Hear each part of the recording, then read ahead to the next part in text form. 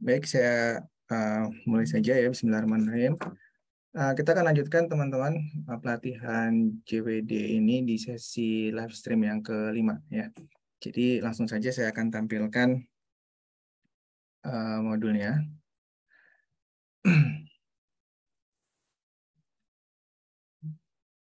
Mana ini?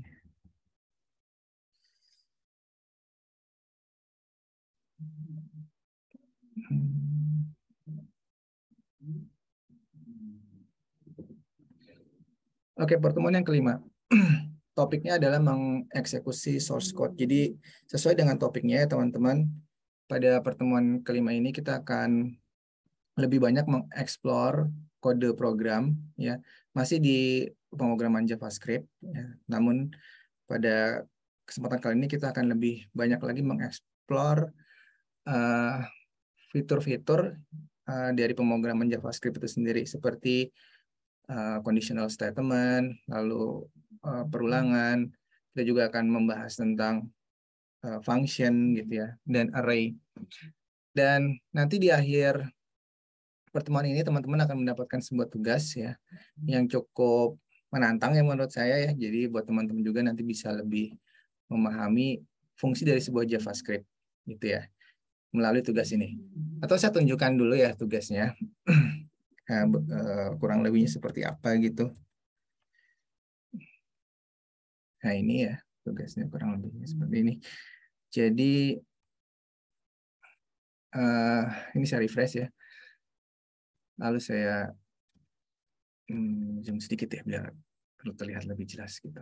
Nah ini kita memiliki sebuah input form seperti ini ya, input form seperti ini, dan secara defaultnya kita memiliki beberapa buah yang seperti terlihat di sini, ada anggur, kelapa, dan apel. Ini buah-buah yang secara default sudah kita miliki gitu ya. Nah, lalu kita akan belajar bagaimana cara menambahkan buah ini seperti yang saya lakukan di sini. Misalkan kita ingin menambah buah tertentu, misalkan yang belum ada apa di sini, jeruk misalkan ya. Jeruk. Kalau kita tambah, maka jeruk akan muncul di bawahnya. Ya, artinya dia berhasil kita tambahkan. Nah, inilah salah satu kelebihan dari JavaScript ya, dia bisa memanipulasi DOM. Hal seperti ini tidak bisa dilakukan hanya dengan CSS dan HTML ya, karena kita tahu bahwa HTML itu hanya membuat sebuah konten dan CSS menghiasnya. Sedangkan untuk merubah DOM atau merubah elemen yang ada di dalam website itu HTML dan CSS tidak memiliki kemampuan seperti itu. Yang memiliki kemampuan seperti itu adalah JavaScript, seperti yang baru saja saya demokan bahwa JavaScript bisa menambahkan elemen baru di sini, yaitu jeruk gitu ya. Nah, setelah kita berhasil menambahkan ya tentu kita bisa ingin mengedit, misalkan ya kita ingin mengedit misalkan kita ingin mengedit kelapa di sini ya, karena kelapa sepertinya kok bukan anggota buah-buahan, kelapa itu kayaknya lebih cocoknya ke sayuran gitu. Kita edit deh. Nah, nanti akan muncul pop-up seperti ini yang kita akan jadikan sebagai nilai yang akan kita rubah ke buah yang kita pilih. Misalkan kelapa yang kita rubah menjadi apa itu yang belum ada, melon misalkan ya, melon. Kalau kita oke, maka seharusnya di sini tadi kelapa sudah berubah menjadi melon ya. Dan begitu pun ada satu lagi fitur hapus. Silakan kita ingin menghapus apel. Nah itu apelnya terhapus. Nah itulah deskripsi dari tugas yang harus teman-teman buat nantinya. Nah, bagaimana caranya? Nah, ini akan kita bahas ya teman-teman, bagaimana sih JavaScript bisa merubah atau memanipulasi dokumen objek model atau halaman website tersebut gitu ya. Oke, kita kembali lagi ke slide-nya. Setelah teman-teman melihat sedikit demo tentang apa yang kita pelajari gitu ya. Oke, teman-teman, kita akan mempelajari sebuah fitur dalam sebuah pemrograman yang dinamakan adalah percabangan atau biasa sering disebut dengan if statement gitu ya. Nah, di situ ada penjelasannya bahwa percabangan if merupakan percabangan yang hanya memiliki satu blok pilihan atau kondisi atau sebuah kondisi gitu ya. Jadi hanya ada satu pilihan. Kalau pilihan itu kita terpilih, maka akan dilakukan sebuah statement. Sedangkan kalau tidak terpilih, maka dia tidak akan dilakukan gitu ya. Jadi kalau dilihat dari flowchart-nya seperti ini, teman-teman. Ya. Misalkan sebuah program itu kita mulai, ini kasusnya kasus belanja ya. Kasus seorang yang belanja lebih dari 100.000 itu akan mendapatkan diskon apa enggak gitu ya. Jadi flowchart-nya seperti ini. Ketika dia mulai, dia akan dicek total belanjanya lebih dari 100.000 apa enggak gitu ya. Kalau lebih, maka dia akan mendapatkan hadiah.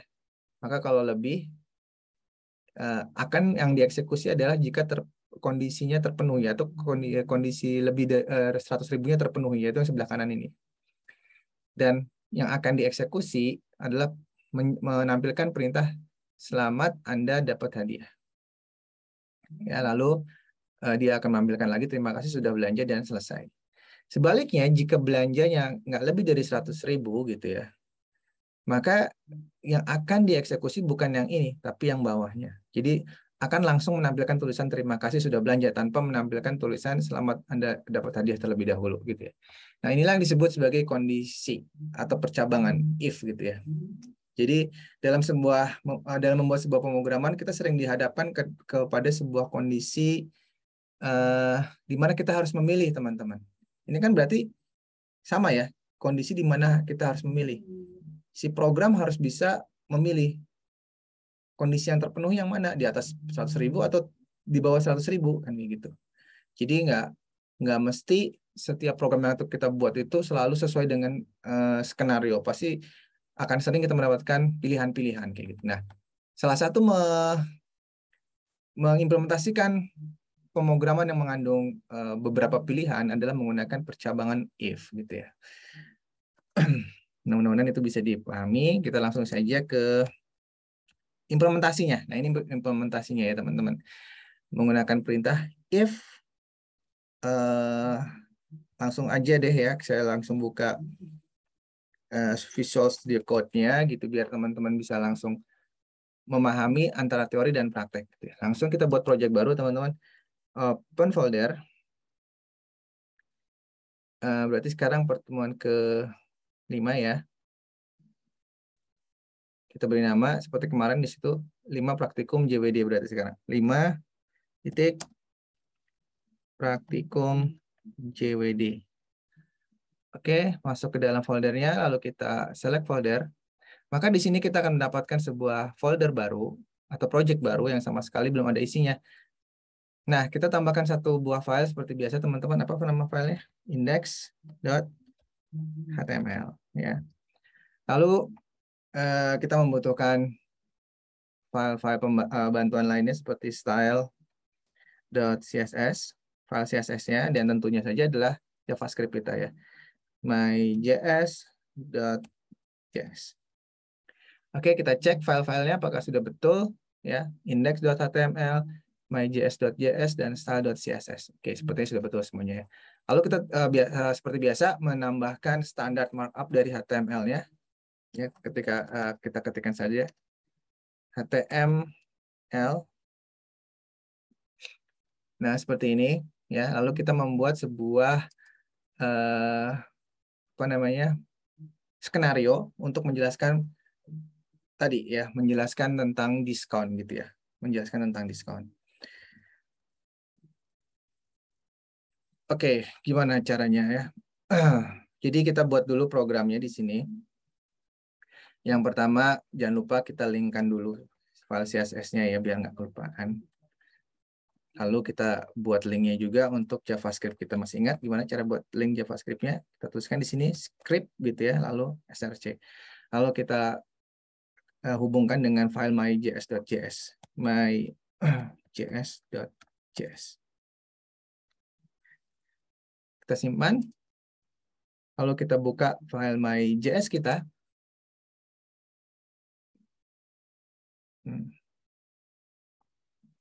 Ini sepertinya ada yang salah ya. My.js-nya kenapa nggak mau dibuka? Nah, kita tutup dulu deh ya, lalu kita buka ulang.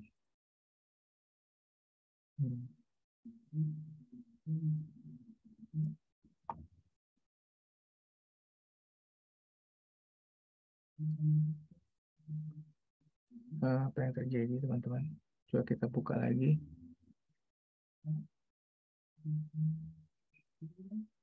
Maaf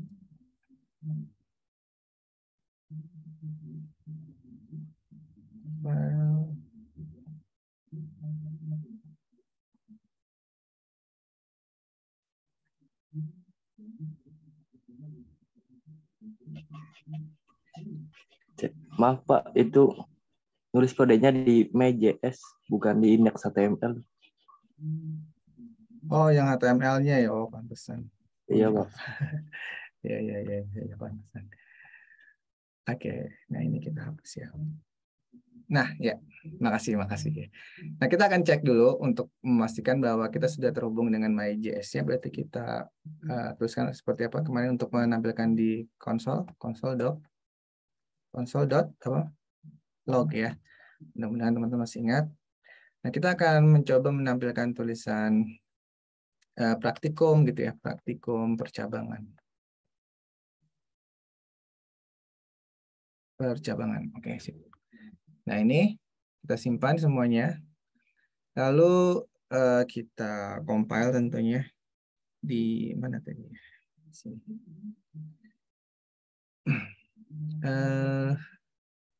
JWD Lab, lalu di Try Praktikum. Oke, kita jalankan di situ. Nah, ini kita tampilkan di ini ya. Coba kita lihat di sini aja. Nah, itu ya, muncul praktikum percabangan ya. Memang tidak akan terlihat di website ya, karena yang kita tampilkan di area konsolnya gitu ya.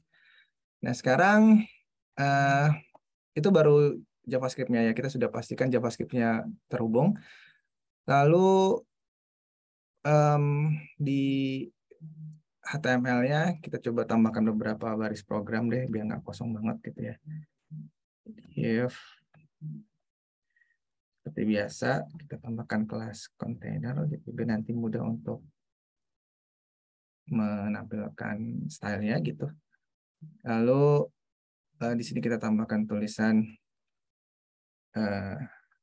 satu ya, misalkan demo gitu ya, demo cabangan. Cabangan. Nah, lalu kita ingin juga pastikan bahwa CSS sudah terbaca dengan menampilkan tulisan dengan menambahkan background, misalkan background color gray gitu ya. Kita simpan semua. Apabila layarnya berwarna gray, berarti kita bisa berasumsi bahwa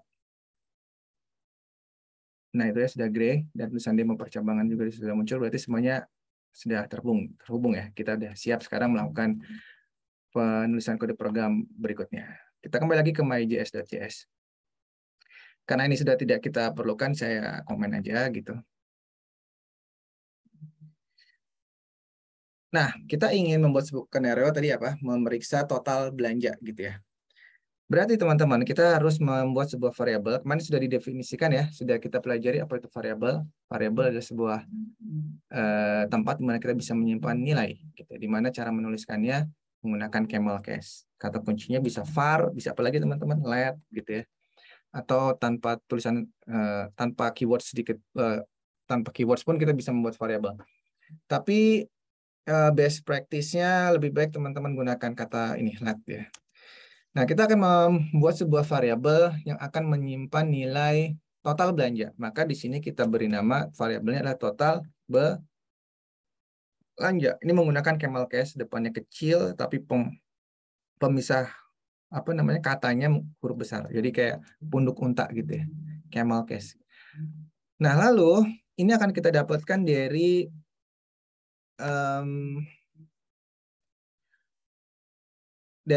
prompt. Prompt itu seperti dialog text gitu ya, seperti alert ataupun confirm. Hanya saja prompt ini secara khusus digunakan untuk menerima inputan dari user gitu ya. Karena kita ingin mengetikkan total belanja yang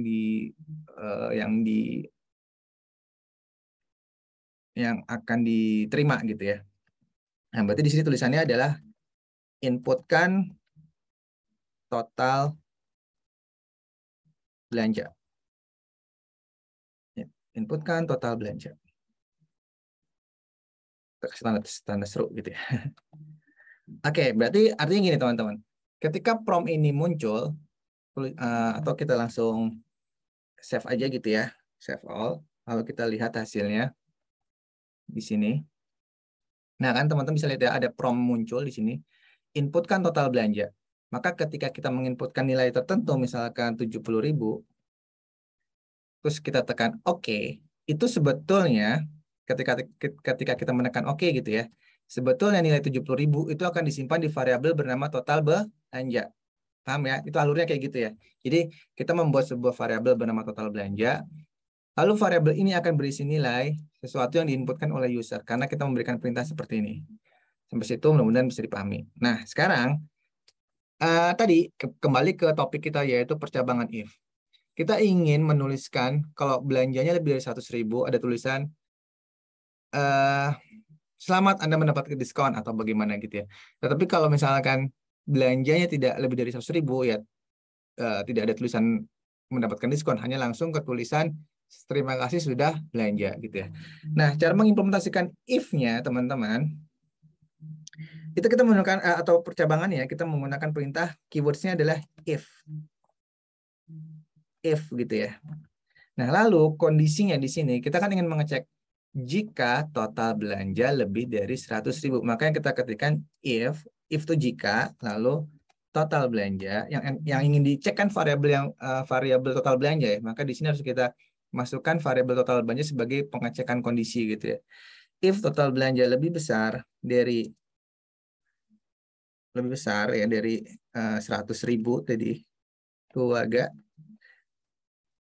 maka kita ingin tuliskan sesuatu. Nah, menuliskan sesuatu bisa dengan banyak cara ya. Salah satu yang sudah kita pelajari kemarin, kode-kode dokumen, adalah dengan dokumen.write gitu ya. Dokumen.write, lalu kita ketikkan di sini H2 gitu ya. H2 itu opening tag, masih ingat ya istilah opening tag, kalau ada closing tag. Lalu kontennya apa? Selamat Anda mendapatkan diskon. Ya.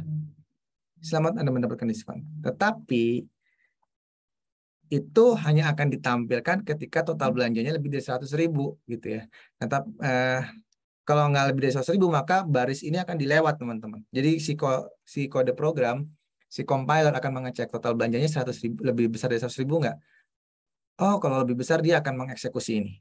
Tetapi kalau ternyata total belanjanya nggak lebih dari 100.000, misalkan 70.000, maka ini akan diabaikan. Dia akan loncat ke baris yang bawahnya langsung. Baris bawahnya, misalkan, right. Ini saya copy aja biar nggak kelamaan. Nah, gitu. Yang ini mungkin lebih besar tulisannya. H1. Terima kasih sudah belanja. Terima kasih sudah belanja. Kita simpan ya. Jadi, tulisan terima kasih sudah belanja itu akan selalu muncul. Ya, tulisan ini akan selalu muncul. Walaupun kita belanjanya di bawah 100.000 ataupun lebih dari 100.000. Ya. Sedangkan tulisan ini hanya akan muncul ketika belanjanya lebih dari 100.000. Kita buktikan ya. Save all, atau save gitu ya. Lalu kita kembali ke sini. Lalu kita refresh. Misalkan sekarang yang belanjanya lebih dari 100.000 ya. 200.000 misalkan. Oke. Nah, ini seperti teman-teman lihat, tulisan selamat Anda mendapatkan diskonnya muncul. Ya. Karena kita tadi belanja berapa? 200.000 ya. Coba kita cek dengan kasus yang berbeda, misalkan bukan 200.000, misalkan hanya 50.000. Nah, langsung tulisan terima kasih sudah belanja. Sedangkan yang tadi mendapatkan diskon nggak muncul. Oke ya, itulah implementasi dari percabangan ya. Mudah-mudahan bisa dipahami.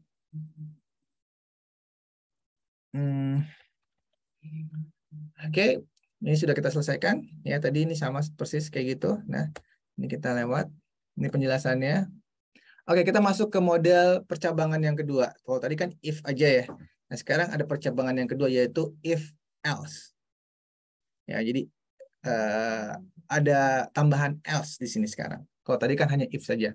Nah, kita baca dulu ya teman-teman apa itu if else sehingga kita bisa membedakan dengan yang sebelumnya gitu ya. Oke, kita baca percabangan if else merupakan percabangan yang memiliki dua blok pilihan. Kalau if tadi hanya satu ya, sekarang if else berarti dua blok pilihan. Pilihan pertama untuk kondisi benar dan pilihan kedua untuk kondisi salah. Ya, jadi kalau tadi kan nggak ada yang bawahnya, nggak ada apa namanya, nggak ada kondisi yang keduanya ya. Jadi hanya ada satu kondisi gitu. Nah, coba perhatikan flowchart yang berikut ini gitu ya. Kalau terpenuhi dia akan menampilkan tulisan selamat datang bos gitu. Kalau tidak terpenuhi ya dia akan menampilkan tulisan password salah, coba lagi gitu ya. Jadi kalau yang tadi itu kan dari mana? Dari hanya ke sini gitu ya. Kalau nggak ada bagian yang merah ini, yang ini pun langsung ke sana gitu ya. Nggak ada kondisi yang tidaknya gitu ya. Nah, ini kebetulan kasusnya adalah kasus password ya. Jadi kasus untuk mengecek apakah seseorang menginputkan password yang benar atau yang salah gitu ya. Oke, kita langsung demoin aja ya.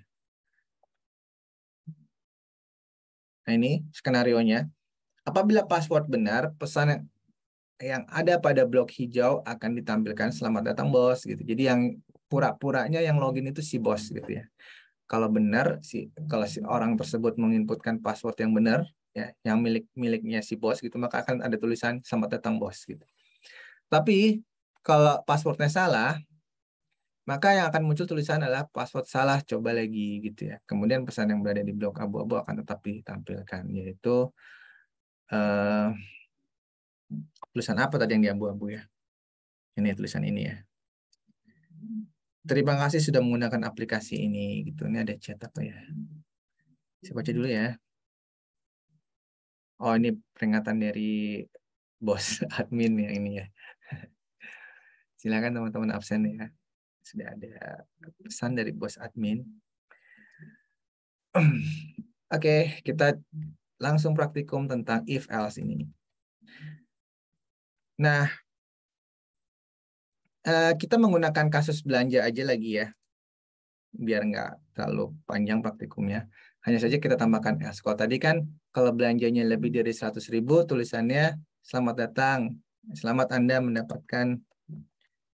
mendapatkan diskon gitu ya. Nah, sekarang kalau if else kita tambahkan aja kata kuncinya yang baru yaitu else. Nah, apa yang ingin kita tampilkan ketika dia tidak membelanjakan uangnya di atas 100.000. Misalkan kita tambahkan tulisan di sini. Ayo tambah belanjanya gitu ya. Ayo tambah belanjanya. Nah, jadi sekarang jika belanjanya lebih dari 100.000, maka akan menunjukkan tulisan ini dan juga tulisan ini. Sedangkan bila di bawah 100.000, yang akan dimunculkan adalah tulisan yang ini dan tulisan yang ini. Gitu ya. Jadi dua-duanya akan menampilkan dua buah tulisan. Kalau tadi contoh yang pertama kan hanya satu tulisan ya, kalau kondisinya nggak terpenuhi, karena langsung lompat ke sini nggak ada else-nya gitu ya. Kita coba ya.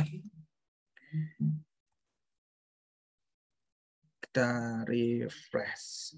Nah, kita coba belanjanya yang murah dulu nih, 20.000. Belanja pulsa kali. Nah, karena belanjanya kurang dari 100.000, maka tulisannya adalah, ayo tambah belanjanya, terima kasih sudah belanja. Oke. Nah, sekarang kasus yang lebih dari 100.000, misalkan 300.000, 3 juta gitu ya. Selamat Anda mendapatkan diskon, terima kasih sudah belanja. Oke, bisa dipahami ya, mudah kan? Nah, itu tentang if else. Kita udah dua nih model percabangan, if dan yang if else. Berikutnya. Nah, berikutnya if else if lagi gitu ya. Nah, jadi ini adalah merupakan percabangan yang memiliki lebih dari 2 blok pilihan. Kalau if itu 1 blok pilihan, kalau if else itu 2 blok pilihan, sedangkan kalau if else if itu lebih dari 2 blok. Lebih dari 2 blok pilihan. Coba perhatikan flowchart yang ada di samping kanannya itu ya.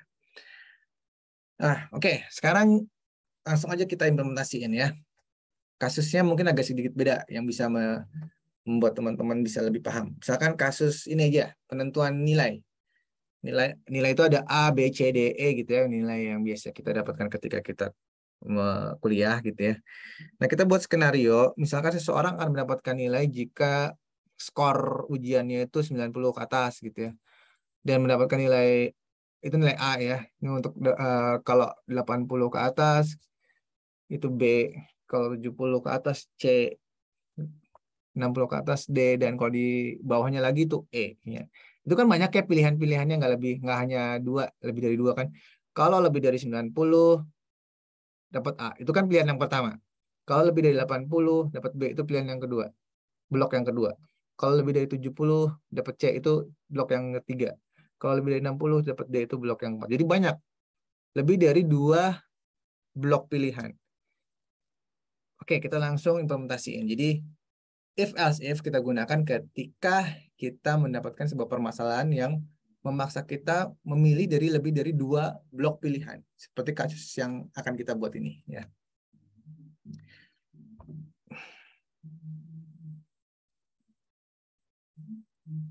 Oke, sekarang ini kita hapus dulu. Nah, nama variabelnya sekarang bukan total belanja lagi ya, karena kan tentang nilai ya, masa total variabelnya total belanja. Kemarin kan kita udah belajar kalau bikin nama variabel itu namanya yang harus sesuai dengan apa isinya gitu. Kalau misalkan total belanja ini kita isi nilai, maka kan nggak relevan antara isi dan nama variabel. Oleh karena itu kita rubah namanya, misalkan adalah nilai ujian, nilai atau bukan nilai, skor ujian. Skor ujian. Diinputkan skor ujian kamu. Ujian kamu. Ya. Kita simpan. Lalu kita refresh. Maka di sini seharusnya tulisannya inputkan skor ujian kamu. Sehingga kalau kita menuliskan sebuah nilai misalkan 70, lalu kita tekan OK, maka 70 tersebut teman-teman, 70 tersebut akan tersimpan di sebuah variabel bernama skor ujian. Ingat ya. Ketika kita tekan tombol OK, maka nilai tersebut akan tersimpan dalam sebuah variabel bernama skor ujian. Nah, lalu variabel inilah yang akan kita cek ya. Nilainya berapa sih? 70 kah, di atas 80 kah, di atas 90 kah, di bawah atau seterusnya gitu ya. Nah, oke, langsung saja if skor ujian lebih besar dari 90 gitu ya. Lalu kita tuliskan dokumen dot write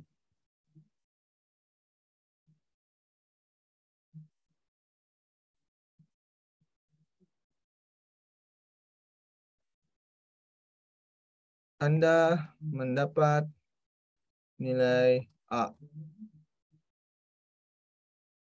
Karena skornya di atas 90 gitu ya.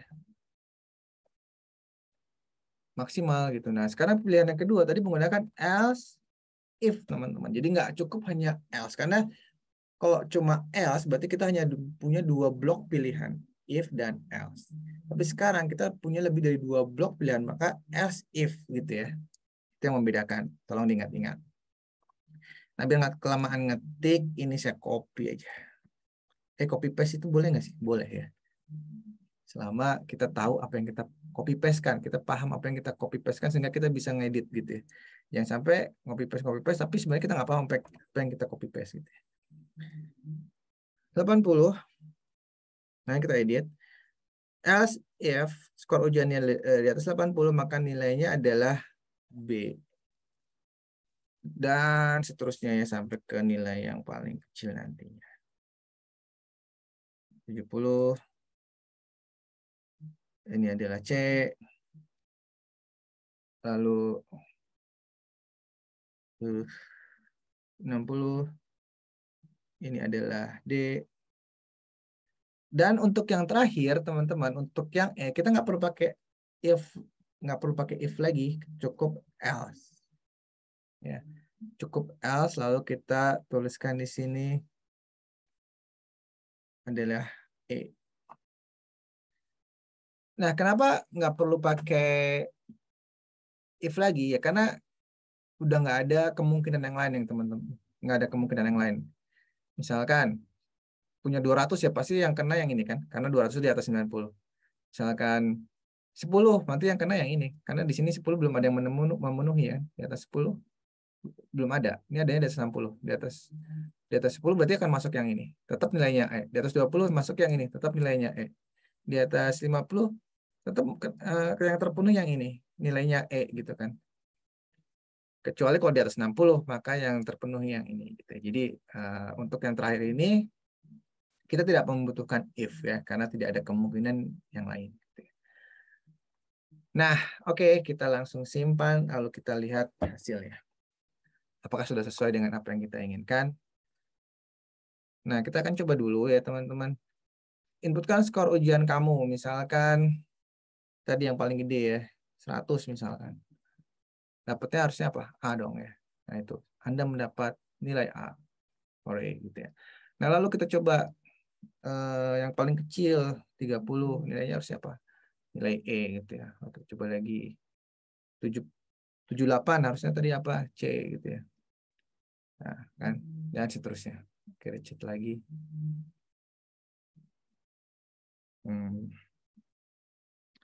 Pak mau tanya, itu codingan yang if else, tanda tutup, kurung kurawal, apakah harus dipasang seperti itu? Atau bisa seperti ini? Di bawahnya maksudnya? Maksudnya di bawahnya gitu maksudnya. Saya kurang paham ya maksudnya. Oke, kita balik ke sini. Kita coba baca lagi. Kita coba baca lagi. Atau bedanya di bawahnya gitu ya maksudnya. Oke, boleh di bawahnya, nggak masalah. Misalkan seperti ini. Tadi kan else if-nya saya di sini ya. Bukan if else ya, tapi else if, teman-teman. Ya, kalau dimaksud boleh nggak else if jadi if else, nggak boleh ya.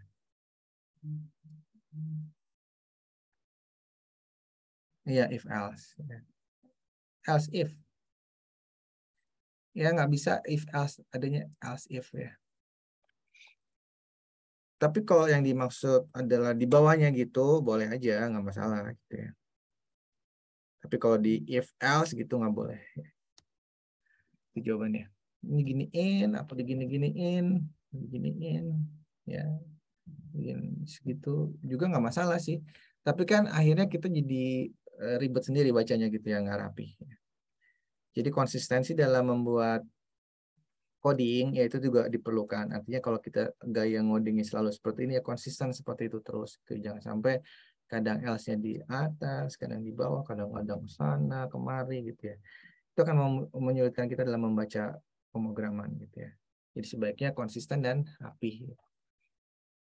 Mudah-mudahan itu sih ya yang saya tangkap itu ya tadi pertanyaannya. Tapi kalau misalkan bukan seperti itu coba diperjelas lagi pertanyaannya. Oke, kita lanjut teman-teman. Ini tadi udah ya, kita ke slide kembali.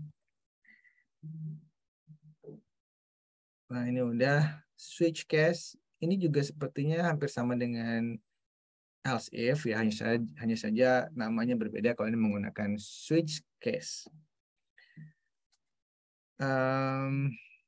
Perlu dijelasin nggak ini? Ya, coba deh kita jelasin aja. Tapi singkat aja ya. Tapi ini sebenarnya sama aja kok ya.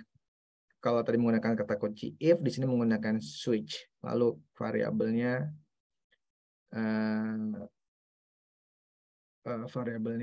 apa gitu ya. Lalu case, lalu nilainya, lalu di sini kondisi-kondisinya. Oke, kita coba aja bikin sebuah kasus akan kita selesaikan dengan switch case. Misalkan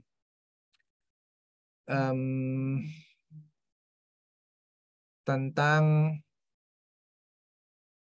ranking gitu ya.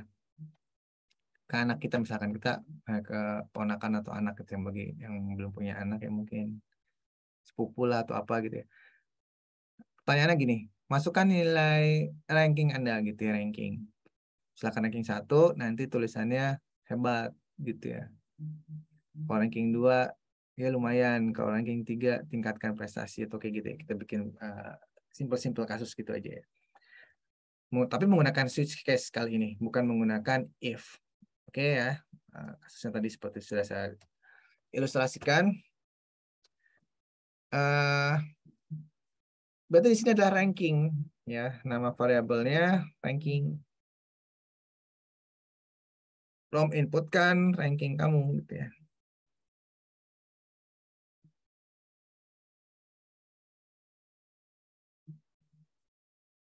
Inputkan ranking kamu. Ya nanti apapun yang diinputkan akan disimpan di variabel bernama ranking.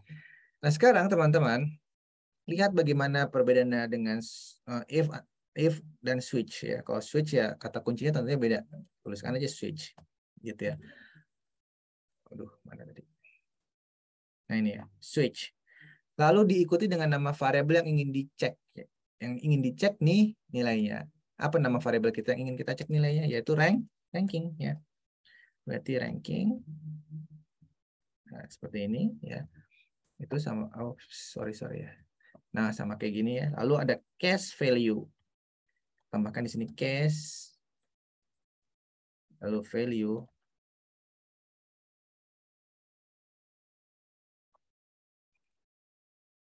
Ini yang lebih jelasnya ya.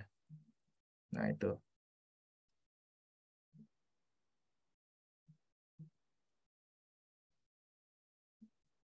Case 1 gitu kan ya. Lalu nilainya. Ya ini ternyata harus ada ketik gitu. Lalu nilainya. Ups, pakai tanda ketik 2. Nah lalu kita tambahkan tadi tulisannya document.write gitu ya. Untuk menampilkan tulisan tadi. Hebat, juara kelas gitu ya. Hmm.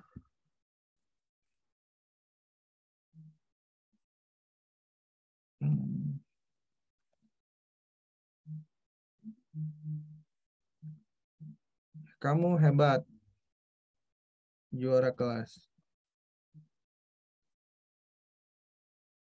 Titik, lalu jangan lupa dikasih break.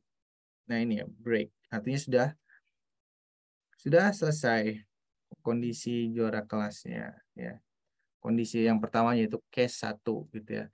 Nah begitu seterusnya teman-teman, case 2 gitu ya. Ini juga harus konsisten. Kalau case yang di situ, berarti di sini juga case ranking 2 misalkan ya. Ranking 2. Ini saya copy aja biar nggak kelamaan ngetik. Nah sekarang apa ya tulisannya? Kalau ranking 2 tebal masih hebat juga sih ranking 2. Jadi apa ya? Kamu hebat gitu aja. Apa? Selamat atas prestasi kamu.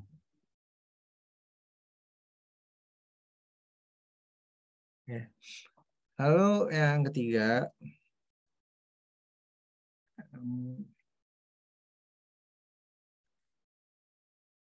yang ketiga ya karena masih juara kelas, yang ketiga juga masih hebat sih ya. Apa ya? Ini kamu hebat juara kelas, selamat atas prestasi kamu.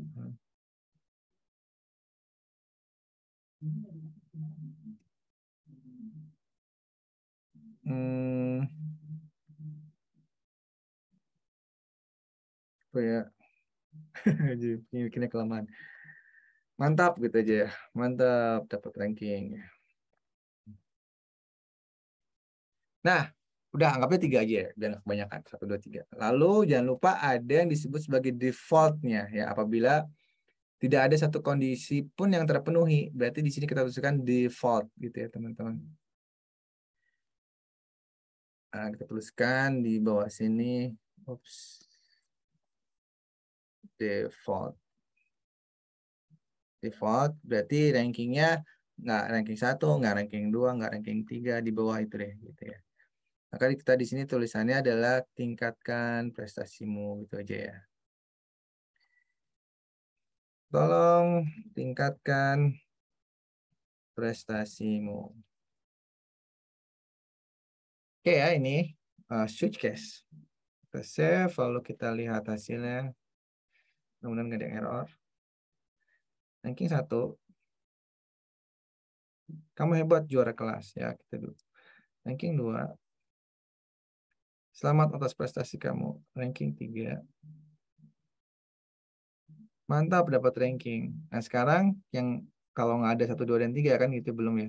Silakan ranking 5. Nah, tolong tingkatkan prestasimu. Oke, itu pembahasan tentang switch case, teman-teman. Jadi sama saja dengan if digunakan untuk penanganan apabila kita memiliki beberapa kondisi atau situasi yang berbeda. Situasi yang berbeda itu maksudnya gimana kasus ini nih? Ya berbeda, situasi ketika ranking 1 berarti kan yang situasinya yang ini. Situasi ranking 2 yang ini gitu ya, dan seterusnya ya. Mirip dengan if ya, artinya percabangan. Hanya saja ini menggunakan perintah yang berbeda yaitu switch dan case. Nah, kapan kita menggunakan if, kapan menggunakan switch, ya tergantung dari kondisinya ya. Jika memang linear seperti ini ya menggunakan switch gitu. Oke, saya cek lagi. Mau lihat Pak yang dituliskan di file HTML-nya. Di HTML-nya saya belum menulis apa-apa. Ini semuanya baru di JavaScript ya, tapi nggak bisa lihat ini. Ya. Baru nulisin tulisan nih demo percabangan. Ya. Baru nulisin demo percabangan. Tetapi tulisan demo percabangan ini akhirnya akan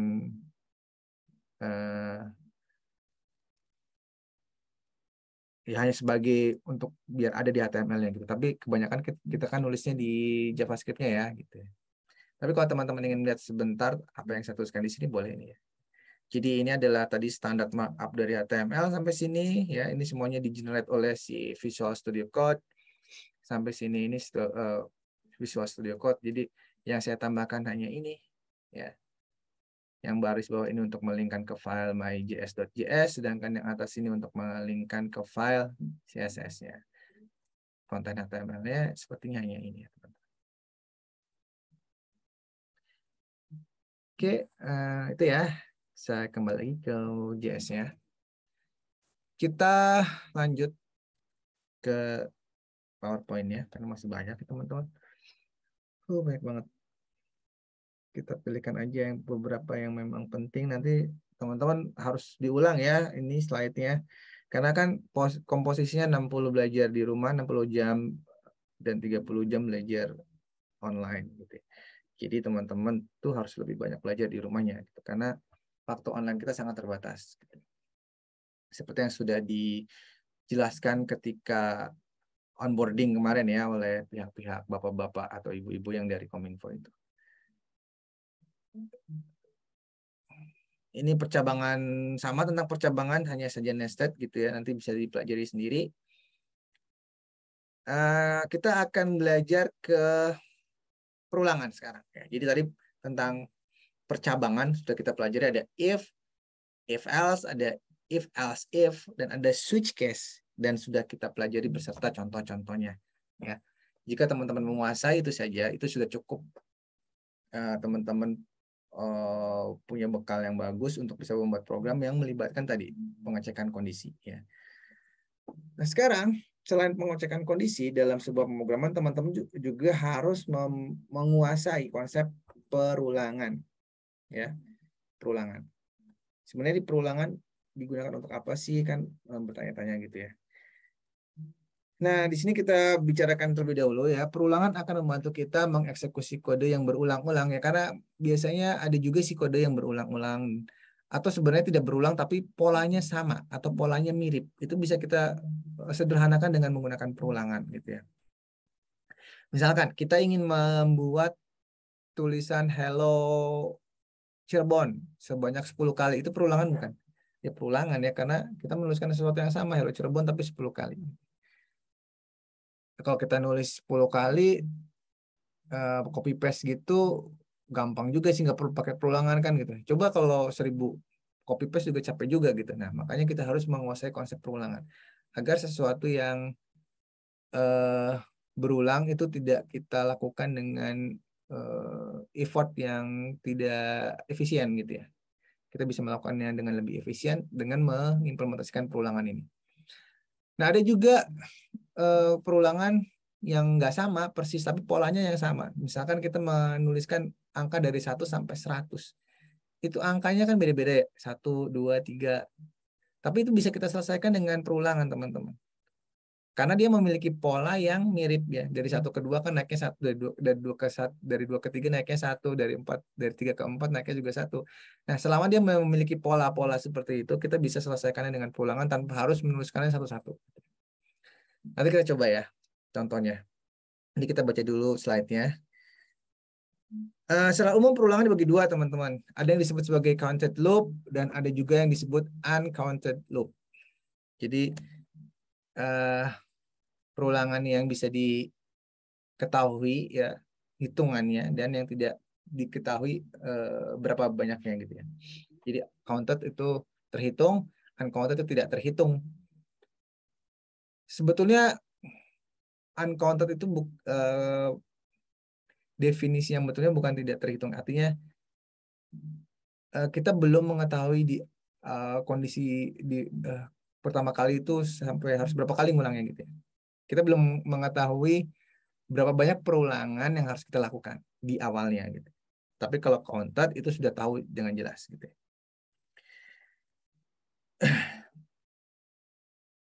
Counted loop merupakan perulangan yang jelas dan sudah tentu banyak perulangannya. Tadi misalkan kita ingin menuliskan 1 sampai 10, angka 1 sampai angka 10. Tentu itu adalah counted loop karena kita udah tahu berapa banyak perulangan yang ingin kita lakukan. Nah, sedangkan uncounted loop merupakan perulangan yang tidak jelas berapa kali ia harus mengulang. Betul ya. Karena memang ada saja ya kondisi seperti itu, kita belum tahu kapan kondisinya harus berakhir perulangannya gitu ya. Nah, perulangan yang termasuk counted loop itu bisa teman-teman lihat ada yang disebut dengan for, ada for each, ada repeat. Itu bagian dari counted loop. Nah, sedangkan yang uncounted itu adalah while dan do while gitu ya. Kita akan pelajari beberapa jenis perulangan ini, teman-teman. Nah, sekarang kita masuk ke perulangan yang model pertama, counted loop yang for gitu ya.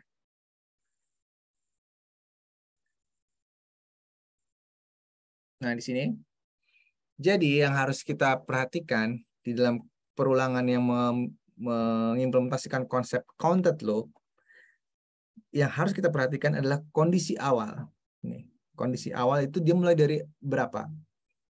Contoh kasus ini, kondisi awalnya adalah dari angka 0. Lalu kondisi akhirnya harus kita tentukan juga. Di sini kondisi akhirnya adalah maksimal 10.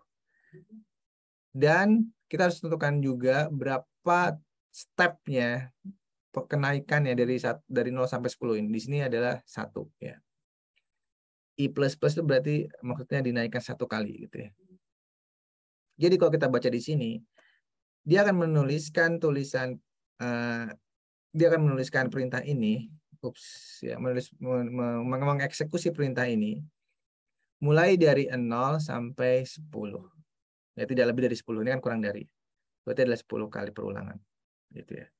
Jadi sekali lagi yang harus teman-teman tentukan kondisi awal, lalu kapan perulangannya itu, kondisi akhirnya. Jadi kondisi kapan dia terus berulang, ini kan kondisinya selama I-nya masih kurang dari 10 gitu ya. Dan kenaikannya berapa kali gitu ya. Dari 1 ke 2 berarti 1 kali, dari 2 ke 1 naiknya gitu. Oke, mungkin akan lebih jelas langsung praktikum aja deh ya. Ini udah nggak dipakai, jadi saya hapus. Nah, kita akan mencoba perulangan yang paling sederhana, yaitu tadi menuliskan hello Cirebon sebanyak 10 kali gitu ya. Pertama, tuliskan for-nya. For. Lalu kita tuliskan variabel dalam hal ini adalah i, mulainya dari angka dari perulangan berapa. Lalu dia akan terus berulang sampai kondisinya bagaimana gitu ya. Misalkan selama dia masih kurang dari 10, dia akan terus melakukan perulangan. Lalu stepnya berarti naiknya satu-satu. Ya. I plus plus artinya naiknya satu-satu gitu ya. Sini dokumen dot write gitu ya, menuliskan hello Cirebon. Halo Cirebon. Maka teman-teman ini akan memunculkan tulisan Hero Cirebon 10 kali ya. Kita coba simpan. Lalu kita jalankan. Nah itu ya 10 kali. Hello Cirebon yang pertama, Hello Cirebon yang kedua, Hello Cirebon yang ketiga, Hello Cirebon yang keempat, dan seterusnya sampai Hello Cirebon yang ke-10. Tapi karena ditampilkannya dengan seperti itu, mungkin akan susah menghitungnya. Coba kita tambahkan garis baru ya. Kita refresh. Nah itu ya, jadi ke bawah. 1, 2, 3, 4, 5, 6, 7, 8, 9, 10. Oke ya. Itu yang paling mudah ya, karena yang kita ulang hanya tulisan yang sama, yaitu Hello Cirebon, lalu ditambahkan tag HTML/BR itu untuk memaksa ke baris bawahnya. Jadi tulisan Hello Cirebonnya akan ditampilkan di bawahnya, nggak ke samping gitu ya. Ini yang paling mudah teman-teman. Nah, bagaimana kalau misalkan yang kita ingin tampilkan nggak kayak gini, Hello Cirebon, tapi di sini ada nomornya. Ini yang ke-1, ini ada kedua, 3, 4. Nah, itu ada nomor-nomornya gitu ya. Gimana caranya? Nomornya kan beda-beda.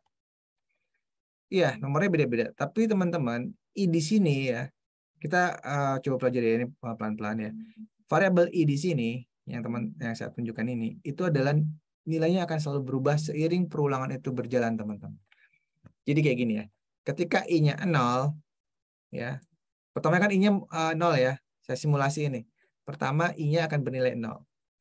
Lalu dia cek apakah i yang 0 ini masih lebih kecil dari 10, berarti kan 0 dicek lebih kecil dari 10 apa enggak gitu ya. Karena 0 itu memang lebih kecil dari 10, maka ini akan dijalankan. Saat ini i bernilai 0. Oke, lalu dia ditambahin. Setelah dijalankan dia tambahin i plus plus, tadinya 0 ditambahin 1 jadi 1. Nah, kemudian i-nya bernilai 1 sekarang. Lalu dicek lagi 1 itu lebih kecil dari 10 apa enggak? Masih lebih kecil, maka kondisinya masih memenuhi, lalu ini dieksekusi lagi, lalu i-nya ditambah lagi sampai 2. Nah, terus seperti itu teman-teman, sampai i-nya itu mencapai angka 10. Nah, karena 10 itu tidak lebih kecil dari 10, maka pada akhirnya ini tidak akan dijalankan. Jadi ketika i-nya bernilai 10, itu dia berakhir. Karena nilai 10 itu tidak lebih kecil dari 10 kan gitu ya. Kemudian itu bisa dipahami ya. Oke, kita ingin tadi tampilkan tulisan i-nya, maka kita bisa tuliskan seperti ini. I plus ya. Gitu ya. Kita simpan lalu kita jalankan. Nah, itu ya hasilnya. 0, 1 karena mulainya bukan dari 1 ya, tadi dari 0, 0, 1, 2, 3 sampai 9 ya. Angka 10-nya nggak ada. Emang angka 10-nya nggak ada karena 10 itu tidak lebih kecil dari 10 ya. Ketika kalau ini pas nilainya 10, maka 10 lebih kecil dari 10 enggak? Enggak, karena 10 itu bukan lebih kecil dari 10. 10 itu sama dengan 10. Karena kondisinya tidak terpenuhi, maka ini tidak dieksekusi. Jadi yang teman-teman lihat hanya sampai angka 9. Oke, ini ada lagi pertanyaan mungkin. Kita cek lagi. Oh enggak, ini peringatan lagi dari bos admin ya. Oke, itu for.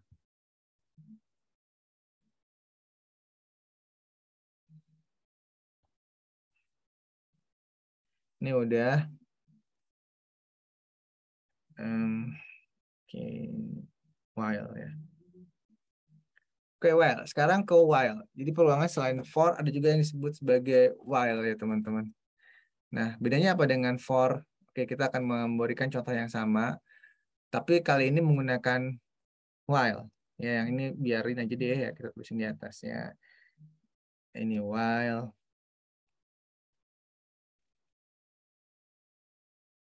While. Ini kita definisikan juga let A sama dengan kosong. Gitu ya.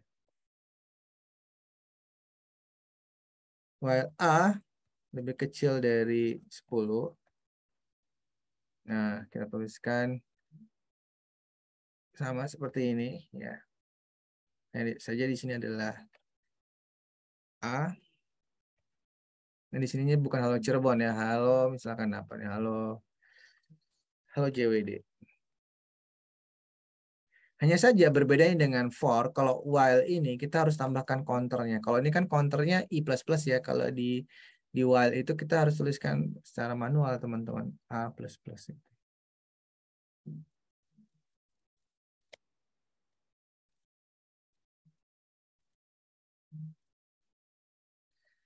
Nah, bentuknya sama ya. Awalnya A bernilai 0. Jadi ketika A masih lebih kecil dari 10, maka dia akan menuliskan ini. Lalu A-nya kita tambahkan 1. Ini harus ditulis. Kalau enggak nanti dia perulangannya nggak akan pernah berhenti. Karena A-nya nggak ditambah-tambahin. Jadi A-nya akan selalu bernilai 0, maka dia nulis terus nggak nyampe-nyampe 10. Karena A-nya nggak ditambahin. Ya. Itu bahaya. Nanti bisa crash programnya karena programnya nggak selesai-selesai. Gitu ya. Kita coba ya, menuliskan halo JWD menggunakan while. Nah itu ya, halo JWD 0 sampai 9 ya, karena 10-nya tidak terpenuhi. Oke, itu bedanya antara for dan while. Jadi sama-sama fungsinya untuk perulangan, hanya saja menggunakan sintaks yang berbeda. Kalau while, kondisi awalnya kita tentukan di sini, sedangkan kalau for di sini gitu ya. Lalu pengecekan kondisinya kalau while ada di sini, kalau for ada di sini, menaikkan nilainya kalau for ada di sini dan while ada di sini. Ya.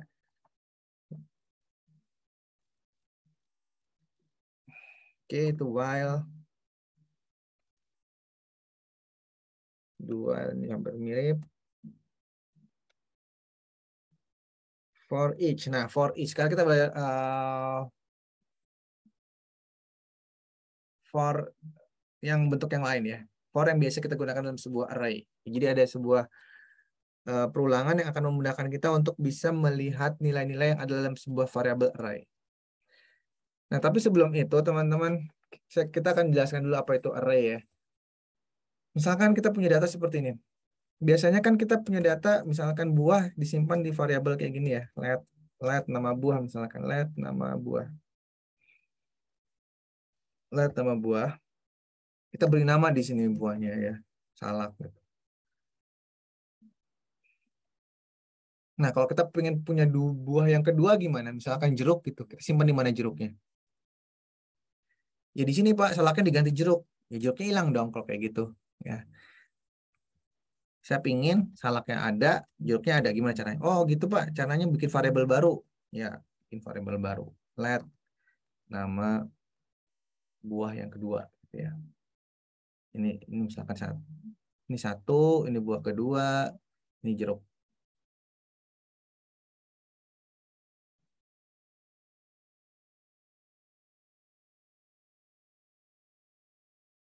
Ini jeruk. Gitu ya. Nah, bagaimana kalau misalkan buahnya ada 10, buahnya ada 100, buahnya ada 1000 gitu. Berarti kita harus bikin variabel nama buah satu, nama buah dua, nama buah tiga gitu kan sampai seterusnya. Nah, itu nggak efisien teman-teman. Nah, di saat inilah kita membutuhkan sebuah teknik yang dinamakan array. Jadi array itu memungkinkan kita dalam satu variabel menyimpan nilai-nilai yang banyak gitu ya. Contoh array. Let buah array. Buah array. Nah, cara nulis array kayak gini teman-teman. Kurung siku ya. Jangan lupa. Nah, di sini tinggal tulisin salak, koma, jeruk, koma, lalu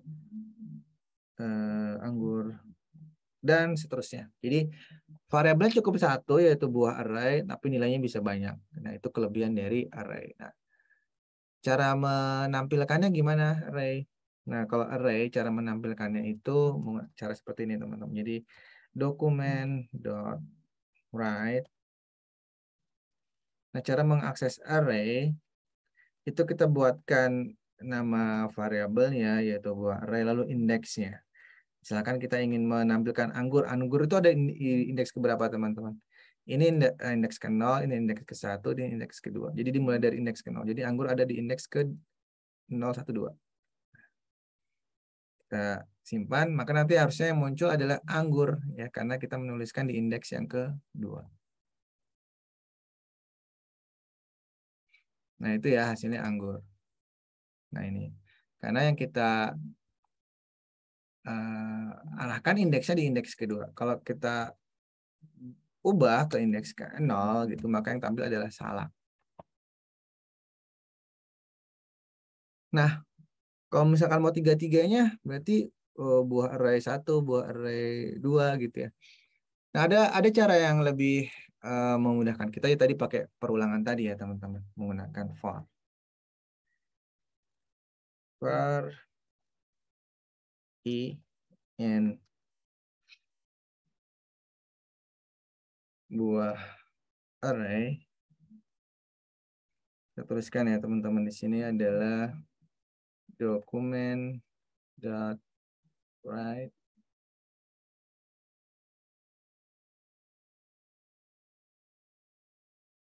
buah array i, gitu ya. Lalu kita tambahkan br ke garis bawah, bukan garis bawah, atau di bawahnya. Kita simpan. Nah, itu ya, langsung nuliskan semuanya tanpa harus tulis satu-satu. Salak jeruk anggur, ya, menggunakan perulangan, ya. Nah, maksudnya gimana Pak ini kok bisa menuliskan tiga-tiganya? Misalkan di sini kita tambahkan yang lain juga, dia akan langsung muncul gitu ya. Misalkan yang lainnya adalah durian gitu ya. Maka di sini pun akan langsung muncul durian. Nah, kenapa bisa seperti itu? Ya karena ini ya, dia menggunakan for in. Jadi for in itu dia akan memeriksa pada sebuah variabel array. Variabel array-nya bernama apa di sini? Buah array ya.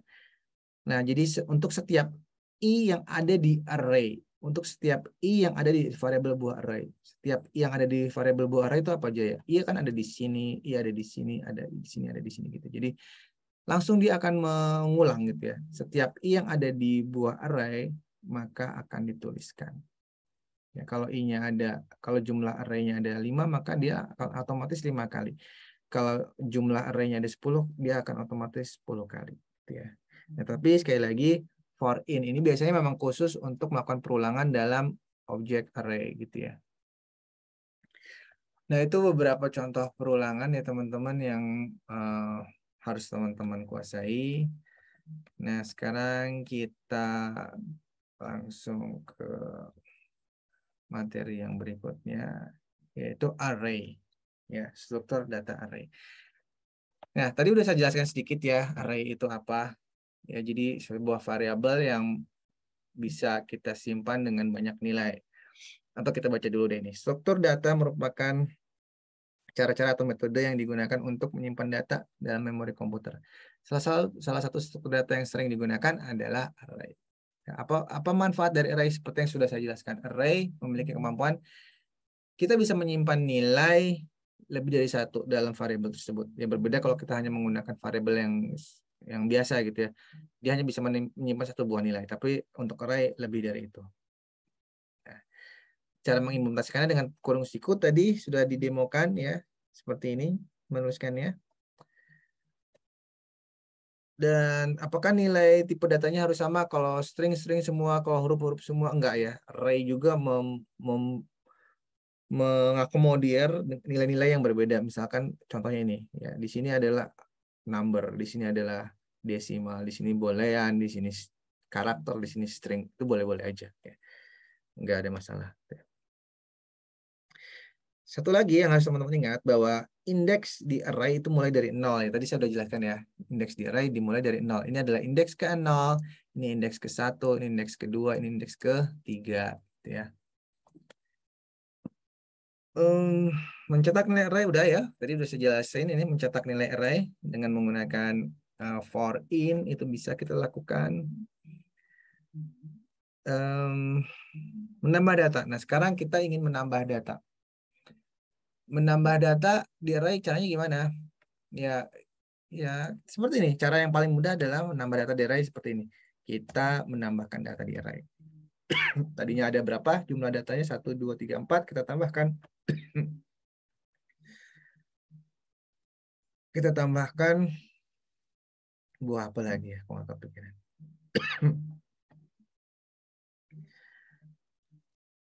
Pir gitu ya.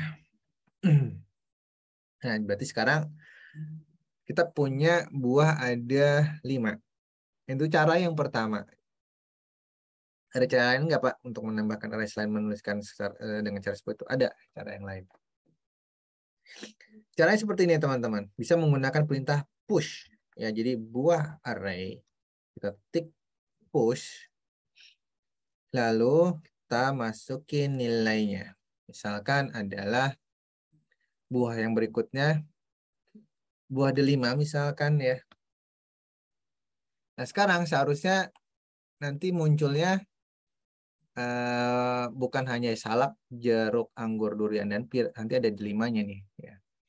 Karena sudah kita push. Kita lihat ya. Nah, itu hasilnya. Muncul D5-nya teman-teman. Karena kita sudah menambahkan dengan metode push. Itu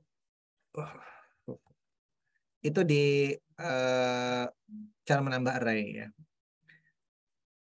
Lalu setelah kita belajar cara menambah array,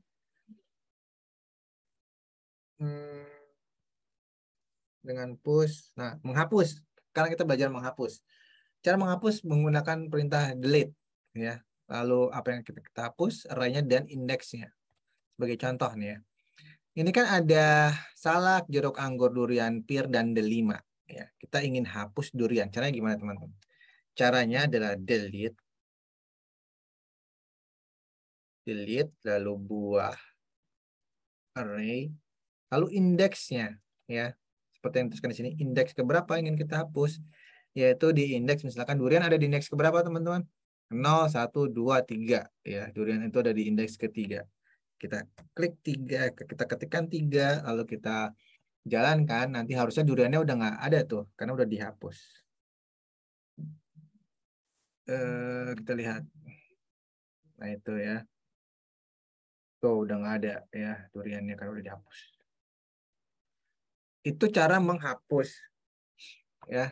Lalu ada lagi cara mengubah. Kalau mengubah gimana Pak? Oke, kita udah belajar Pak. Nambah udah, ngapus udah. Tapi kalau merubah jauh lebih gampang lagi teman-teman ya. Ini kita udah nggak punya durian nih. Kita tinggal punya buah yang terakhir adalah 5 ya, atau buah yang ke nilai indeks ke satu ada jeruk. Kita ingin merubah jeruk menjadi apa lagi? Mikir alpukat gitu ya. Kita ingin merubah jeruk menjadi alpukat, ya itu lebih mudah lagi, tinggal tuliskan saja buah array jeruk ada di indeks keberapa? Ke 1 ya, 0, 1. 1 kita ubah menjadi alpukat. Simpan, lalu kita lihat. Nah, itu ya, udah jadi alpukat yang tadinya jeruk tuh. Nah, ya. Nah, itu cara menambah, menghapus, dan mengedit di array. Sekarang apa lagi nih teman-teman ya?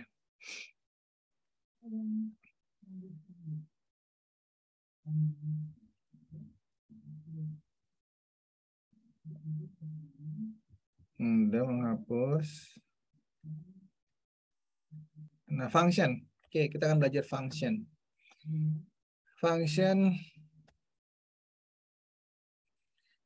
Fungsi atau function adalah program yang bisa digunakan kembali baik di dalam program itu sendiri maupun di program yang lain. Fungsi ini dalam JavaScript adalah sebuah objek karena memiliki properti dan juga metode. Nah, cara menuliskannya kayak gini, teman-teman, function. Oke, langsung aja kita jelasin ya, function. Ini saya hapus semuanya, teman-teman. Tentang array ini saya hapus. Kita beralih ke function. Nah, function adalah atau fungsi adalah sebuah modul ya, modul yang bisa kita gunakan berulang. Caranya gimana? Kita buat dulu functionnya, ya, seperti yang di modul sini. Kata kuncinya adalah function. Lalu nama fungsinya misalkan cetak cetak teks gitu ya, cetak teks. Nah, lalu di dalam functionnya ini kita ingin definisikan isi dari functionnya. Jadi misalkan function cetak teks ini adalah akan menuliskan tulisan halo 4 kali gitu ya. Tulisan halo 4 kali. Berarti di sini kita tuliskan for ya.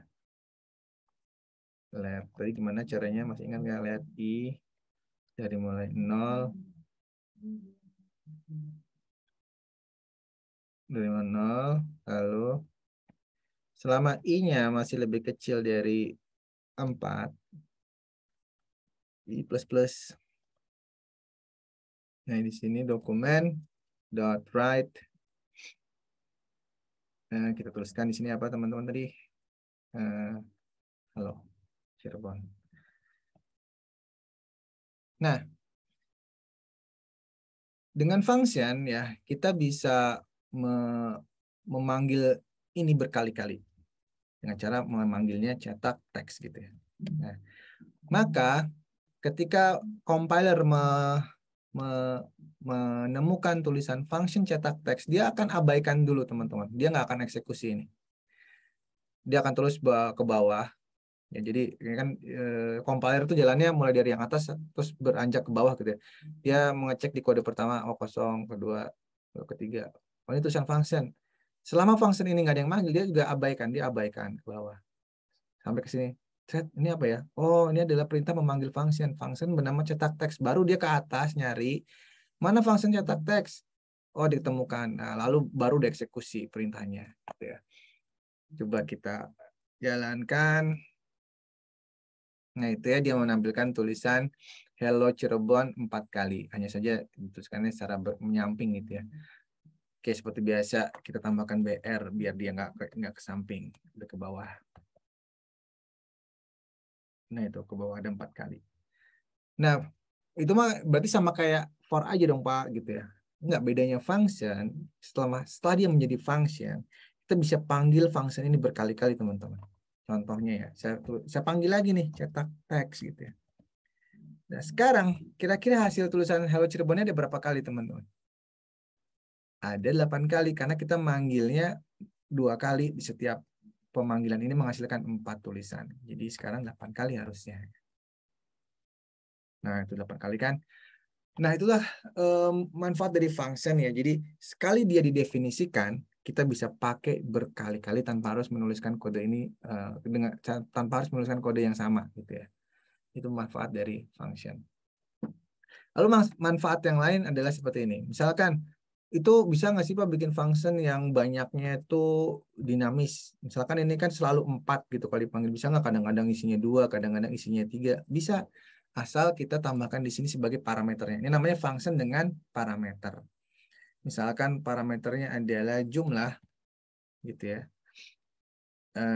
Berarti di sini pembahasannya kita ke function parameter dulu nih, ya. Biar teman-teman lihat di modulnya. Nah, ini fungsi dengan parameter, ya. Sekarang kita udah sampai yang ini ya, karena sudah menjelaskan dengan parameter. Nah, jumlah.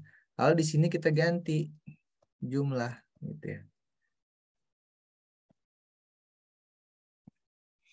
Nah, sekarang kalau kita manggil function ini cetak teks tapi kita tambahkan parameter yang misalkan di sini adalah 7, maka dia akan menuliskan Hello Cirebonnya bukan 4 lagi, tapi 7. Ya, karena ini diganti dengan angka 7, selama I-nya masih lebih kecil dari 7. Kita coba ya, benar nggak? Nah, 1, 2, 3, 4, 5, 6, 7. Betul. Kalau kita ganti misalkan di sini adalah 10, ya dia akan jadi 10, teman-teman. 1, 2, 3, 4, 5, 6, 7, 8, 10. Ya. Kalau kita jadi 100, simpan, ya 100. Nah, itu ya. 100 ya. 100. Kalau nggak percaya itu sendiri. Nah, itu function. Oke, waktu kita masih ada, teman-teman. Mohon bersabar. Fungsi, ini fungsi udah. Nah, ini tugas. Kita sampai ke tugas, teman-teman. Ya. Nah, tugas ini sebetulnya, teman-teman, udah ada jawabannya sih ya di modulnya. Jadi, teman-teman tinggal ikuti modulnya sampai menghasilkan tugas seperti yang saya demokan tadi ya. Jadi membuat array ya, membuat array yang bisa kita tambah, bisa kita ubah, bisa kita hapus ya. Seperti itu. Oke. Kita akan coba ya implementasikan tugas ini. Tapi nggak tahu waktunya cukup. Kalau nanti nggak cukup, teman-teman selesaikan sendiri ya. Atau di sini juga ada skripnya ya di mana di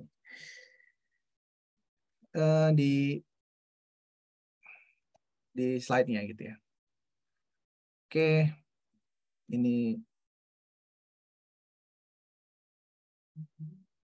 Nah, bentuk hasilnya itu nanti seperti ini tadi itu. Nah, berarti menggunakan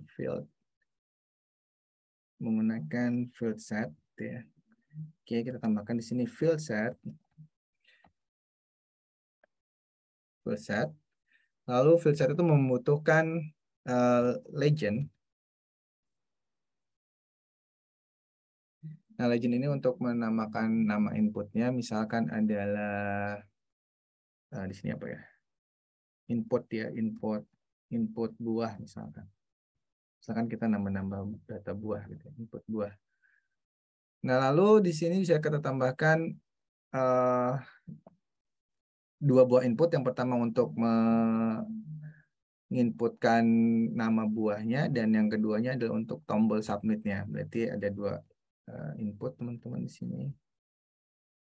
Input tab text gitu ya, lalu value. Lalu di sini adalah kita mungkin bisa tambahkan ID, nama di sini dan nama buah. Lalu udah gitu aja ya, nggak usah terlalu ribet gitu ya. Lalu di sini input yang kedua, nggak muncul input button. Nah, itu ya. Ini adalah kita beri ID adalah add, namanya adalah add. Oke, sehingga kalau kita simpan gitu ya, lalu kita save semuanya, dia akan menghasilkan tampilan. Nah, seperti itu ya. Input buah add. Nah, lalu di sini akan ada buahnya yang yang defaultnya, buah defaultnya. Kita buatkan buah defaultnya ada di JavaScript-nya ya, tadi pakai array. Masih ingat gimana cara membuat array? Kita tuliskan variabel array-nya let buah array. Tanda siku ya, tadi kurung siku. Lalu nama-nama buahnya, misalkan di sini adalah jeruk. Itu untuk indeks ke 0 ya, lalu ini indeks yang kedua, indeks yang pertama apel, lalu ini indeks yang kedua, misalkan anggur. Ingat, array selalu dimulai dengan indeks ke 0. Jadi ini indeks ke 0, indeks ke 1, dan ini indeks ke 2. Oke. Kalau kita simpan ini, teman-teman, save all gitu, lalu kita lihat, kita refresh di sini, tentu kita belum bisa mendapatkan hasil tampilan dari buah-buah tersebut ya. Oleh karena itu kita harus tampilkan di sini dengan membuat sebuah function tampilkan array, tampilkan buah. Tampilkan buah. Lalu gimana cara menampilkannya? Tadi kita udah belajar apa? For in ya teman-teman. Berarti kita bisa menggunakan for in buah array. Ya. Lalu kita tampilkan array-nya. Dokumen dot write. Nah, kalau dot write nanti akan tertimpa semua. Jadi sebaiknya teman-teman jangan menggunakan bukan dokumen dot write, tapi menggunakan inner HTML ya, itu lebih bagus. Sehingga kalau mau menggunakan inner HTML, kita harus tambahkan di sini tempat untuk menampilkan hasilnya. Jadi kita tambahkan dulu di sini div ID sama dengan misalkan result gitu ya, hasil tampilannya. Kita simpan, lalu kita kembali lagi ke JS kita, maka kita harus membuat sebuah variabel untuk mereferensi ke tadi, ke kontainer result kita. Berarti kita buat lagi variabelnya, tuh di sini const gitu ya. Bedanya const dengan let itu, kalau let itu nilainya bisa berubah, kalau const itu nggak bisa ya, konstanta.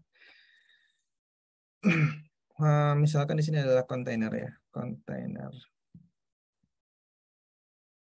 Atau nggak usah panjang-panjang ya, result lagi aja, result con gitu.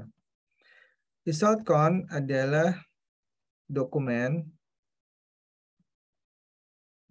dot get element by ID. Tadi elemen ID-nya namanya apa? Result ya.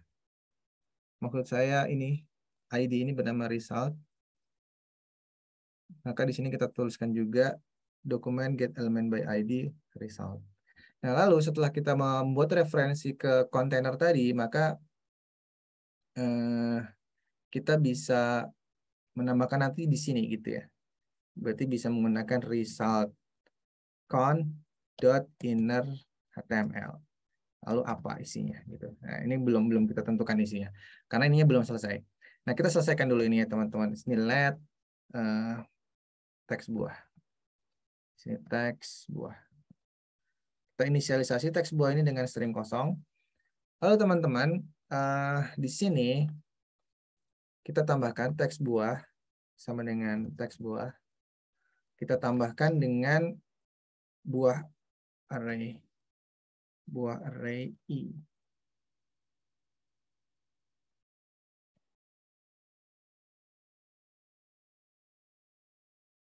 Lalu kita tambahkan BR. Ya, biar dia ada garis bawahnya. Bukan garis bawah ya, ganti baris maksudnya. Nah, sehingga nanti dia akan teks buah ini akan komplit berisi array-array buah-buah ini. Lalu yang ditampilkan di sini adalah teks buahnya di inner HTML. Coba kita jalankan.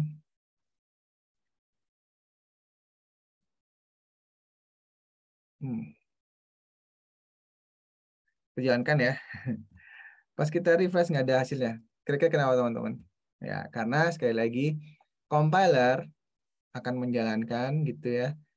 Tapi ketika menemukan function, karena function ini belum ada yang memanggil, maka dia akan diabaikan. Sehingga agar dia dieksekusi harus kita panggil teman-teman. Ya, tampilkan buah. Gitu. Nah, tampilkan buahnya. Tuh. Jeruk, apel, anggur. Oke, ini udah hampir mirip dengan tugasnya tadi ya. Tinggal teman-teman tambahkan button di sini edit delete gitu biar nanti bisa di edit delete dan atau bisa ditambah. Masih ada waktu 5 menit lagi ya. Oke, kita terusin. Tapi nggak semuanya, biar nanti teman-teman juga nyoba-nyoba sendiri. Silakan tambahkan untuk yang ini deh, yang nambahin dulu ya, untuk yang nambah. Oke, untuk menambah itu kan nanti kita akan menekan tombol add gitu ya teman-teman. Kita lihat di sini di HTML-nya. Tombol add itu namanya adalah ID-nya adalah add. Nah, berarti kita harus membuat event klik pada add tersebut. Caranya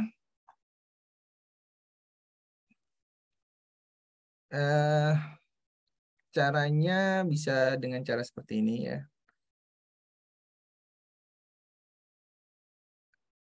dokumen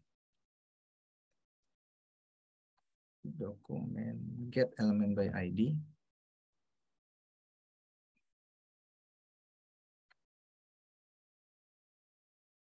Nah, tadi apa namanya teman-teman? Add ya. Lalu kita tambahkan di sini. Klik.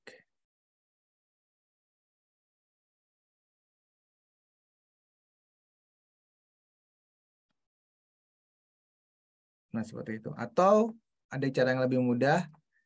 Misalkan teman-teman bisa menambahkan dengan cara yang seperti di modul, yaitu menambahkan link di sini. On click add barang ya. Oke, biar teman-teman nggak bingung, kita sesuaikan dengan modul aja deh ya. Berarti di sini kita ke HTML, di sini kita tambahkan perintah on click gitu ya. On click. Nah, kita tambahkan nama fungsinya adalah add buah. Ya. Seperti yang ada di sini, add buah. Oke. Nah, sehingga dia akan mencari mana function add buah. Ya, kita harus buatkan function add buahnya di sini, teman-teman. Function add buah. Nah, kita coba tampilkan console.log. Console.log. Ya, apakah ini sudah terpicu atau belum? Tombol ditekan. Oke. Kita refresh.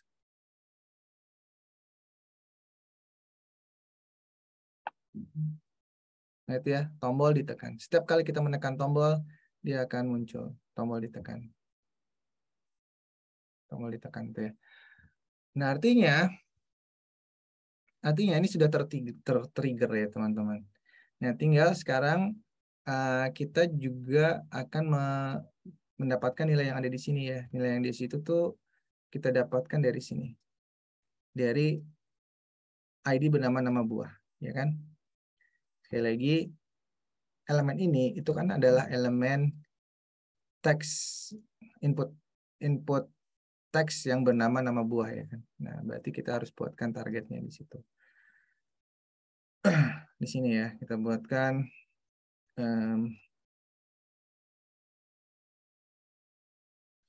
let nama buah gitu ya. Nama buah sama dengan dokumen get element by ID. Get element by ID. Tadi nama elemennya apa teman-teman? Saya lupa. Nama elemennya adalah nama buah ya. Nama elemennya adalah nama buah seperti itu ya, lalu tambahkan value. Oke. Kenapa jadi gini? Value. Nah, lalu kita tambahkan tadi dengan perintah apa? Push ya. Menambahkan adalah menggunakan perintah push. Berarti di sini buah array push. Buah array, lalu kita tambahkan di sini push. Yang kita push adalah nilai yang kita dapatkan dari nama buah. Setelah ditambahkan, kalau berhasil, kita tampilkan lagi dengan memanggil fungsi tampilkan buah. Jadi setelah ditambah, ditampilkan lagi biar kelihatan hasilnya kan gitu ya. Oke, kita coba ya. Save all. Lalu kita refresh. Nah, ini kita tambahkan misalkan buah yang baru, buah D5. Add. Nah, itu D5 muncul. Tambah lagi misalkan apa tadi yang belum? Melon. Nah, dan seterusnya. Oke, itu jawabannya ya. Udah saya kasih tahu jawabannya untuk menampilkan dan menambah. Teman-teman tinggal coba explore gimana cara ngedit dan hapusnya. Dan itu pun sebenarnya udah ada di skripnya ya. Oke, karena waktunya sudah habis, jadi saya akhiri pertemuan ini ya. Saya stop share. Lalu saya persilakan bagi teman-teman jika ada yang ingin bertanya sebelum saya tutup, saya persilakan. boleh langsung aja open mic ataupun di chat. Atau open mic aja biar cepet ya, karena waktunya udah mepet. Cukup? Atau ada yang ingin ditanyakan? Oke, kalau sudah dianggap cukup, silakan teman-teman nyalakan webcamnya untuk kita bisa sesi foto bersama. Ya.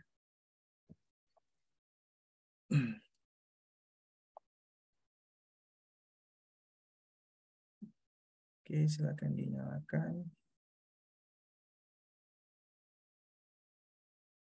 Hitungan ke-5 ya. 1, 2, 3, 4, 5. Mohon tahan dulu ya, saya siapin dulu. Oke, saya simpan dulu hasil screenshotnya.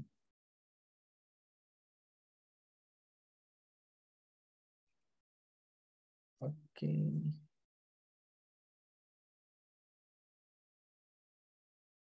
Oke teman-teman ya, mungkin itu. Saya akhiri ya. Terima kasih atas perhatiannya. Mohon maaf apabila ada hal-hal yang kurang berkenan. Sekali lagi, jangan sungkan-sungkan bertanya ya. Boleh di WA, boleh di personal chat gitu ya. Saya akan sangat senang bisa membantu teman-teman. Jadi silakan bertanya. Oke. Terima kasih atas perhatiannya. Mohon maaf apabila ada hal-hal yang kurang berkenan. Wassalamualaikum warahmatullahi wabarakatuh. Waalaikumsalam. Waalaikumsalam warahmatullahi wabarakatuh.